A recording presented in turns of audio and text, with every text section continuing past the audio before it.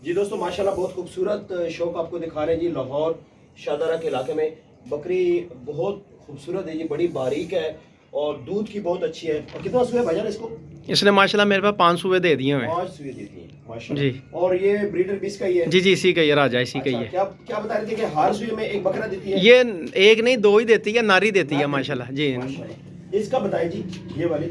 ये ना इसका नाम है सल्तनत। अच्छा। और ये चाचा छीदी साहिवाल के जो मशहूर चरवाहे हैं उनके घर की है। उनके बेटे हाजी बराड़ साहब ने तोहफा तनी दी थी, अच्छा तो इससे माशाल्लाह 2 बच्चे आए थे यकूत से। अच्छा, याकूत बकरे से ये जी जी, आए इसके थे। हाँ जी अच्छा, हाँ जी। वही अभी ये पाठी है, एक सुबह इसने दिया हुआ मेरे पास। दोबारा क्रॉस है?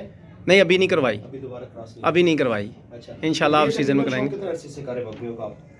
मुझे अमजद भाई तकरीबन 3 साल बकरियों में आए हुए हो गए हैं। 3 साल। 3 साढ़े 3 साल। ज़बरदस्त माशाल्लाह जी, बहुत अच्छे एनिमल है आपके पास और बहुत प्यारा शौक है आपका। छत के ऊपर मतलब बड़ा अच्छे और खूबसूरत क्वालिटी के आपके पास जानवर हैं जी माशाल्लाह जी।